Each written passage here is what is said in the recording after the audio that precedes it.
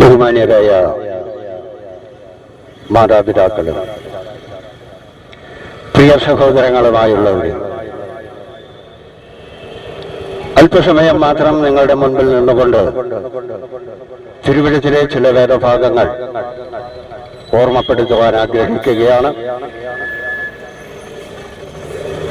നിങ്ങളുടെ വിലയേറിയ സമയത്ത് യേശുക്രിസ്തുവിന്റെ നാമത്തിൽ സ്വാഗതം ചെയ്യുകയാണ്.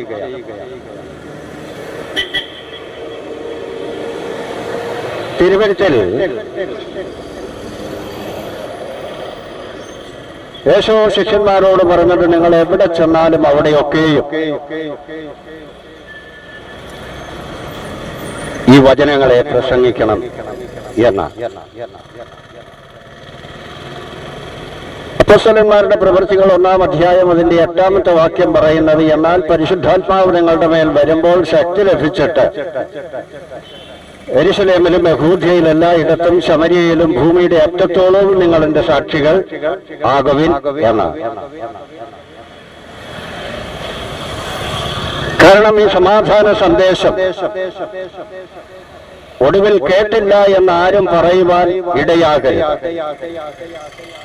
അതാണ് ഇവിടെ അപ്പോസ്തലനായ പൗലോസ് പറയുവാൻ ഇടയായിത്തീർന്നു. എന്നാൽ പരിശുദ്ധാത്മാവ് നിങ്ങളുടെ മേൽ വരുമ്പോഴായിരിക്കും നിങ്ങൾ ഈ പ്രവൃത്തി ചെയ്യുന്നത്. അതിനു മുൻപ് നിങ്ങൾ യെരൂശലേമിൽ നിന്ന് വാങ്ങിപ്പോകരുത്, യെരൂശലേമിൽ തന്നെ ഇരിക്കണം. പിതാവിന്റെ അടുത്ത് നിന്ന് വാഗ്ദത്തം നിങ്ങൾക്ക് ലഭിക്കുമ്പോൾ മാത്രമേ നിങ്ങൾ പോകാവൂ. കാരണം അതേ അനേക പ്രതികൂല സാഹചര്യങ്ങളുണ്ട്. അനേക പ്രതികൂലങ്ങളെ അതിജീവിക്കണം.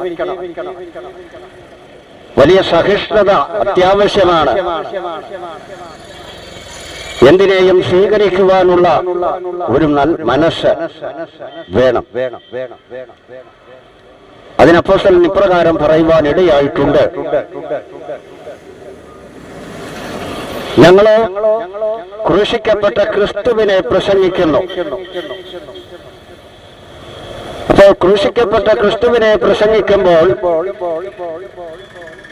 എന്തിനാണ് പ്രതികൂലമുണ്ടാകുന്നത്? എന്താണ് പ്രതികൂലം?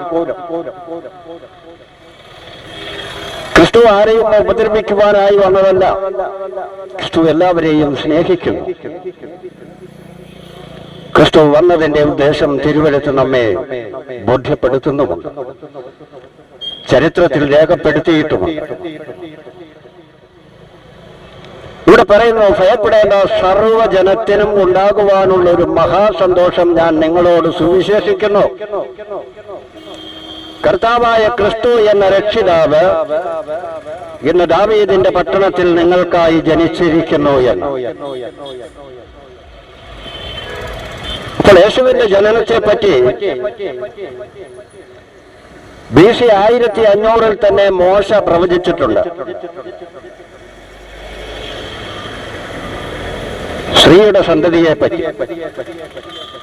അപ്പോൾ സ്ത്രീയുടെ സന്തതി എന്ന് പറയുമ്പോൾ അവിടെ പുരുഷന ബന്ധമൊന്നും കാണുന്നില്ല എന്നുള്ളത് നാം അറിഞ്ഞിരിക്കാം. പരിശുദ്ധാത്മാവിലാണ് യേശു ജനിച്ചിരിക്കുന്നത്, മറിയയുടെ ഉദരത്തിൽ. എന്ന് പറഞ്ഞാൽ ഈ ലോകത്തിൽ നിന്നുള്ളവനല്ല എന്ന, ഉന്നതങ്ങളിൽ നിന്ന് ഉള്ളവനാണ് യേശു. ഈ ലോകത്തിലായിരിക്കുന്ന മനുഷ്യർ മരിക്കും. അവരുടെയും എന്റെയും ഒക്കെ ശരീരം, നമ്മുടെ എല്ലാവരുടെയും ശരീരം മരണം കൊണ്ട് ജീർണിച്ച് ഇവിടെ തീർന്നു പോകുമ്പോൾ യേശുവിന്റെ ശരീരം ജീർണിച്ചു പോയില്ല, ദ്രവത്വം കണ്ടില്ല എന്ന് തിരുവെഴുത്ത് പറയുന്നു. യേശുവിന്റെ ശരീരം കല്ലറയിൽ വെച്ചതുപോലെ തന്നെ അത് ദ്രവിച്ചു പോകാതെ അത് തേജസ്കരിക്കപ്പെട്ട് ആ കല്ലറ വിട്ടു പുറത്തേക്ക് പോയിരിക്കുന്നു എന്ന് നമുക്ക് മനസ്സിലാക്കുവാൻ കഴിയും. നമുക്കൊരു ശിശു ജനിച്ചിരിക്കുന്നു, നമുക്കൊരു മകൻ നൽകപ്പെട്ടിരിക്കുന്നു. ആധിപത്യം അവന്റെ തോളിലിരിക്കും. അവനെ അത്ഭുതമന്ത്രി, വീരനാം ദൈവം, നിത്യപിതാവ്, സമാധാനത്തിന്റെ പ്രഭു എന്ന് പേർ വിളിക്കും. പറഞ്ഞു തീരാത്ത ദാനമായ ഈ സമ്മാനം ക്രിസ്തു നിമിത്തം ദൈവത്തിന് സ്തോത്രം ചെയ്യുകയാണ്. പാപത്തിന്റെ ശമ്പളമായ നരകാഗ്നിയിൽ നിന്നുമുള്ള മോചനവും സ്വർഗീയ ജീവിതവുമാണ് നമുക്ക് യേശുക്രിസ്തുവിന്റെ ക്രൂശമരണത്തിൽ കൂടി ലഭിച്ചിരിക്കുന്നത്. അതായത് പ്രിയമുള്ളവരെ, മാനവരാശിയുടെ മുഴുവൻ ആത്മാവിന്റെയും രക്ഷയ്ക്ക് വേണ്ടിയാണ് യേശു ജനിച്ചത്. 33.5 വയസ്സുവരെ ഇവിടെ വളർന്ന് ജീവിച്ചതും ഒടുവിൽ നമ്മുടെയൊക്കെയും പാപം മോചിക്കപ്പെടുവാൻ വേണ്ടി തന്റെ ജീവനെ യാഗമായി നൽകുകയും ചെയ്തു എന്ന് തിരുവെഴുത്തുകളിൽ കൂടി നമുക്ക് മനസ്സിലാക്കുവാൻ കഴിയും. എന്നാൽ യേശുക്രിസ്തു ഇന്നലെയും ഇന്നും എന്നേക്കും അനന്യൻ, ഒരിക്കലും നമ്മെ വിട്ട് മാറിപ്പോകാത്തത്. നമ്മുടെ ഹൃദയത്തിൽ യേശു ജീവിച്ചിരിക്കും. കാരണം സ്നേഹിതനാണെങ്കിലും സ്വന്തം ജനമാണെങ്കിലും ബന്ധുക്കളാണെങ്കിലും ചിലപ്പോഴൊക്കെ നമ്മെ തള്ളിപ്പറഞ്ഞെന്നിരിക്കും. ചില ഘട്ടങ്ങളിൽ നമ്മെ ഉപേക്ഷിച്ചു പോയി എന്നിരിക്കും. ചിലപ്പോഴൊക്കെ നമ്മളെ കൈവിട്ടെന്നിരിക്കും. എന്നാൽ യേശു അപ്രകാരമല്ല. ഒരിക്കലും കൈവിടാത്ത ഒരു ദൈവമാണ് കർത്താവായ യേശുക്രിസ്തു. ഒരു മനുഷ്യന്റെ ആയുസ് ബൈബിൾ പറയുന്നത് ഏറിയാൽ 70 അല്ലെങ്കിൽ 80 എന്ന്. ഇതൊരു ചുരുങ്ങിയ കാലഘട്ടം മാത്രമാണ്. ജീവിതം എപ്രകാരമെങ്കിലും മുൻപോട്ട് നയിക്കുവാൻ വേണ്ടി അഹോരാത്രം പാടുപെടുന്ന നാം ഓരോരുത്തരും ഒരു ദിവസം ഇവിടുന്ന് അപ്രത്യക്ഷരാകും. നമ്മുടെ ജീവൻ നഷ്ടപ്പെട്ട് നാം മരിക്കും. നമ്മുടെ ആത്മാവ് അതിന്റെ ഉടമസ്ഥനായ ദൈവത്തിന്റെ അടുത്തേക്ക് ചെല്ലും. ആ ദൈവം ഒരിക്കൽ ന്യായം വിധിക്കും. നാം ഈ ഭൂമിയിൽ ജീവിച്ചിരുന്നപ്പോൾ ചെയ്ത പ്രവൃത്തികളെ അത് നല്ലതോ ചള്ളോ എന്ന് ദൈവം അറിയുന്നു. നാം ഇവിടെ ഒരു തെറ്റ് ചെയ്താൽ അത് നമ്മുടെ നിലവിലുള്ള നിയമങ്ങൾ അനുശാസിക്കുന്നതല്ല എങ്കിൽ നിയമം നമ്മളെ ശിക്ഷിക്കും. എന്നാൽ നമ്മെ സൃഷ്ടിക്കുകയും നമുക്ക് വേണ്ടി സകലതും ഒരുക്കുകയും ചെയ്ത ദൈവം, ആ ദൈവത്തെ നാം മറന്ന് ജീവിക്കുമ്പോൾ, ആ ദൈവത്തിന് വിരോധമായി ജീവിക്കുമ്പോൾ, ആ ദൈവത്തിന്റെ കൽപ്പനകളെ പ്രമാണിക്കാതെ ജീവിക്കുമ്പോൾ ആ ദൈവം നമ്മെ ശിക്ഷിക്കുന്നതിൽ എന്താണ് അത്ഭുതമിരിക്കുന്നത്? എന്നാൽ ഇവിടുത്തെ ശിക്ഷ പോലെയല്ല. ദൈവത്തിന്റെ ശിക്ഷാവിധിയിൽ നിന്ന് ആർക്കും നമ്മെ രക്ഷിക്കുവാൻ കഴിയുകയില്ല. ആർക്കും നമ്മെ അതിൽ നിന്ന് മോചിപ്പിക്കുവാനും കഴിയുകയില്ല എന്നുള്ള യാഥാർത്ഥ്യം നാം മനസ്സിലാക്കണം, നാം തിരിച്ചറിയുകയും ചെയ്യണം. അതിനാണ് യേശു പറഞ്ഞത്, കാലം തികഞ്ഞു, ദൈവരാജ്യം സമീപിച്ചിരിക്കുകയാൽ മാനസാന്തരപ്പെട്ട് സുവിശേഷത്തിൽ വിശ്വസിക്കുവിൻ എന്ന്. സുവിശേഷം എന്നത് അത് യേശുക്രിസ്തു തന്നെ ആണ് എന്ന് തിരുവെഴുത്ത് നമ്മെ ബോധ്യപ്പെടുത്തുന്നുണ്ട്. പ്രിയമുള്ളവരെ, ആയതിനാൽ ഇതാണ് നല്ല സമയം. നമ്മുടെ സമയം ഇതാണ്. ഈ സമയത്ത് നിങ്ങളുടെ മുൻപിൽ രക്ഷയാണ് എത്തിയിരിക്കുന്നത്. അതിനുള്ള സമയമാണ്. യേശുവിനെ സ്വീകരിക്കുന്നത് നമ്മുടെ ഹൃദയത്തിലാണ്. ഹൃദയത്തിൽ യേശു വസിക്കുമ്പോൾ യേശു ആരാണ് എന്നുള്ളത് നമുക്ക് മനസ്സിലാക്കുവാൻ കഴിയും. ഇതുവരെയും നമ്മെ പരാജയപ്പെടുത്തിയ ഈ ലോകം അതിനെ നമുക്ക് ജയിക്കുവാൻ കഴിയും. ദൈവികമായ അനുഗ്രഹങ്ങൾ നമുക്കും നമ്മുടെ തലമുറകൾക്കും അനുഭവിക്കുവാൻ കഴിയും. ഇന്നലെ വരെ വീട്ടിലില്ലാതിരുന്ന സമാധാനവും സന്തോഷവും പരസ്പര സ്നേഹവും തിരിച്ചു ലഭിക്കും. അതൊക്കെ അനുഭവിക്കുമ്പോൾ ദൈവം നമ്മളുടെ ഹൃദയത്തിൽ വസിക്കുന്നു എന്നും ആ ദൈവം നമ്മുടെ ഭവനത്തെ നയിക്കുന്നു എന്നും തലമുറകളെ അനുഗ്രഹിക്കുന്നു എന്നും നമുക്ക് മനസ്സിലാക്കുവാൻ കഴിയും എന്നുള്ളതാണ് യഥാർത്ഥം. അപ്പോൾ നമ്മുടെ ജീവിതത്തിൽ ഈ അല്പസമയം നാം തക്കത്തിന് വിനിയോഗിക്കേണ്ടിയിരിക്കുന്നു. ഇല്ല എങ്കിൽ നമുക്ക് നഷ്ടമാകുന്നത് ഏറ്റവും വലിയ ധനമാണ്. അത് പിന്നീട് നമുക്ക് ലഭിക്കുകയില്ല. അത് നമ്മുടെ അടുത്ത് വരുമ്പോൾ അതിനെ നാം സ്വീകരിക്കേണ്ടതാണ്. ബൈബിളിലെ ചില പ്രവചനങ്ങൾ ഞാൻ പറയാം. ബെത്ലഹേമിൽ യേശു ജനിക്കുമെന്ന് മീഖാ പ്രവചനം 5:2 പറയുന്നു. ക്രിസ്തുവിന് മുമ്പ് BC 742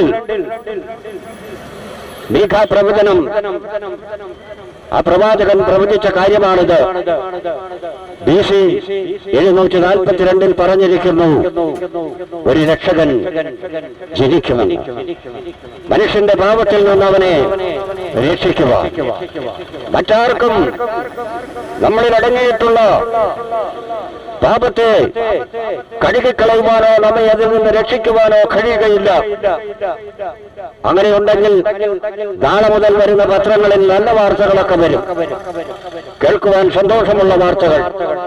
വീടുകളിലൊക്കെയും നല്ല കാഴ്ചകൾ നമുക്ക് കാണുവാൻ കഴിയും. എന്നാൽ ഇതുവരെയും അത്തരം കാഴ്ചകളൊന്നും കാണുവാനോ അതുപോലെ നല്ല വാർത്തകൾ കേൾക്കുവാനോ നമുക്ക് കഴിയാതിരിക്കുമ്പോൾ മനുഷ്യന്റെ പാപം ഈ ലോകത്തെ ഭൂമിയിൽ വർദ്ധിച്ചു വന്നിരിക്കുന്നു, പെരുകിയിരിക്കുന്നു എന്നുള്ളതിന്റെ ഉത്തമമായ ഉദാഹരണങ്ങൾ നാം എന്നും കാണുകയും കേൾക്കുകയും ചെയ്തുകൊണ്ടിരിക്കുകയാണ്. നമ്മൾ അത്തരം പാപപ്രവൃത്തികളിൽ പെട്ടുപോയി ദൈവത്തിന്റെ ശിക്ഷാവിധി അനുഭവിക്കുവാൻ ഇടയായി തീരാതിരിക്കണമെങ്കിൽ ഇപ്പോൾ ഇതാണ് ആ സമയം. ആ സമയത്ത് നമ്മുടെ രക്ഷകനെ ഹൃദയത്തിൽ സ്വീകരിക്കുക എന്നുള്ളത്. പാപം ചുമക്കുന്ന ദൈവത്തിന്റെ കുഞ്ഞാട്. യെശയ്യാ പ്രവചനം 53-ാം അധ്യായം അതിന്റെ 4 മുതൽ 12 വരെയുള്ള വാക്യങ്ങൾ ഇവിടെ പറഞ്ഞിരിക്കുന്നത് യേശു കർത്താവിന്റെ വരവിനെ പറ്റിയാണ്. ഇത് ക്രിസ്തുവിന് മുമ്പ് 700 വർഷം മുൻപ് BC 700-ൽ യെശയ്യാവെന്ന് പറയുന്ന പ്രവാചകൻ പ്രവചിച്ചിരിക്കുന്ന ആ പ്രവചനം പ്രിയമുള്ളവരിൽ നടപ്പിലായി അത് സംഭവിച്ചു കഴിഞ്ഞിരിക്കുന്നു എന്നുള്ളതാണ്. വെള്ളിക്കാശിന് ഊറ്റിക്കൊടുക്കപ്പെടും എന്ന് സെഖര്യാ പ്രവാചകൻ പറഞ്ഞു. സെഖര്യാവ് 11-12-13 വാക്യങ്ങളിൽ BC 500-ൽ സെഖര്യാ പ്രവാചകൻ പ്രവചിച്ചതാണ് യേശുവിനെ 30 വെള്ളിക്കാശിന് ഊറ്റിക്കൊടുക്കുമെന്ന്. അത് സംഭവിച്ചു. യൂദാസ് യേശുവിനെ ഊറ്റിക്കൊടുത്തു, കാശും മേടിച്ചു. എന്നാൽ ആ യൂദായുടെ അവസ്ഥ എന്തായിരുന്നു എന്ന് നമുക്ക് ചിന്തിക്കുവാൻ കഴിയും. ഇവിടെ പിന്നെയും പറയണം, അങ്കിക്കായി ചീട്ടിട്ടു ഇടപെടും. സങ്കീർത്തനം 22:18 BC 980-ൽ ഇവിടെ പ്രവാചകൻ പ്രവചിച്ച കാര്യമാണ്.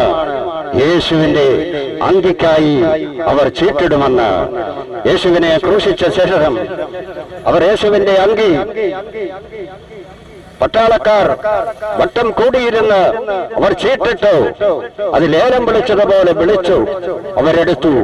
അത് നിറവേറപ്പെട്ട പ്രവചനമായി മാറിയിരിക്കുന്നു. കുത്തിത്തുളയ്ക്കപ്പെടും. സെഖര്യാവ് 12:10 യേശുവിന്റെ മാർവിടം യഹൂദന്മാർ കുത്തിപ്പിളർന്നു, അതിൽ കൂടി രക്തവും വെള്ളവും ഒഴുകി എന്ന് ഇവിടെ കാണുവാൻ കഴിയും. ക്രിസ്തുവിന് മുൻപ് BC 500-ൽ ആ സംഭവം പ്രവാചകൻ പ്രവചിച്ച കാര്യമാണ്. അത് ലോകത്ത് സംഭവിച്ചു കഴിഞ്ഞിരിക്കുന്നു. ദ്രവത്വം കാണാതെ ഉയർത്തെഴുന്നേൽക്കും. സങ്കീർത്തനം 16:10 ക്രിസ്തുവിന് മുൻപ് 980-ൽ BC 980-ൽ പ്രവാചകൻ പ്രവചിച്ചു, അവന്റെ ശരീരം ദ്രവത്വം കാണുകയില്ല എന്ന്. റോമൻ പടയാളികളും റോമൻ ഭരണാധികാരിയുടെ മുദ്രാമോതിരം കൊണ്ടുള്ള അടയാളവും വെച്ചതിനു ശേഷം കാവൽക്കാർ നോക്കിയിരുന്നിട്ടും ദൈവത്തിന്റെ ദൂതൻ ഇറങ്ങി വരികയും യേശുവിനെ കല്ലറയിൽ നിന്ന് പുറത്തു കൊണ്ടുപോകുകയും ചെയ്തതായി തിരുവെഴുത്ത് നമ്മെ ബോധ്യപ്പെടുത്തുന്നുണ്ട്. അത് ഇന്ന് പ്രിയമുള്ളവര്, യേശു മരിച്ച് അടക്കപ്പെട്ട് ഉയർത്തെഴുന്നേറ്റതുപോലെ തന്നെ യേശുക്രിസ്തുവിൽ വിശ്വസിച്ച് മരിച്ചവരും യേശുക്രിസ്തുവിൽ വിശ്വസിച്ച് ജീവിച്ചിരിക്കുന്നവരും യേശു കർത്താവിന്റെ രണ്ടാമത്തെ വരവിൽ അവനോട് കൂടെ മധ്യ ആകാശത്തിൽ എടുക്കപ്പെടും. ഈ ഭൂമിയിലായിരിക്കുമ്പോൾ ജീവിക്കുവാൻ വേണ്ടി അഘോരാത്രം കഷ്ടപ്പെട്ടിട്ടും ദൈനംദിന ജീവിതം വളരെ കഷ്ടതയോടും പ്രയാസത്തോടും മനസമാധാനമില്ലാത്ത അവസ്ഥയിൽ കൂടിയും മാത്രം കടന്നുപോയി. എന്നാൽ കർത്താവായ യേശു ഒരുക്കിയിരിക്കുന്ന നിത്യഭവനത്തിൽ നമുക്കങ്ങനെയൊന്നുമില്ല. അവിടെ സമാധാനം മാത്രമാണ്. ദൈവത്തിന്റെ സ്നേഹം, ദൈവത്തോട് കൂടെയുള്ള വാസം, അതാണ് പ്രത്യാശ. ആ പ്രത്യാശ നമുക്കുണ്ടെങ്കിൽ ഈ ലോകത്തിലെ കഷ്ടങ്ങൾ സാരമില്ല എന്ന് എണ്ണിക്കൊണ്ട് ക്രിസ്തുയേശുവിലുള്ള വിശ്വാസം നിങ്ങളെ എല്ലാവരെയും ധാരാളമായി ഉറപ്പിക്കട്ടെ. അത് നിങ്ങൾക്ക് വലിയ അനുഗ്രഹമായി തീരട്ടെ. തലമുറകൾ നശിച്ചു പോകാതെ ഇവിടെ ദൈവികമായ അനുഗ്രഹവും സമാധാനവും സന്തോഷവും സ്നേഹവും മാതാപിതാക്കളെ ബഹുമാനിക്കുകയും അവരെ അനുസരിക്കുകയും ചെയ്യുന്നവരായി തീരട്ടെ എന്ന പ്രാർത്ഥനയോടെ വാക്കുകൾ അവസാനിപ്പിക്കുന്നു. കർത്താവ് നിങ്ങളെ അനുഗ്രഹിക്കട്ടെ.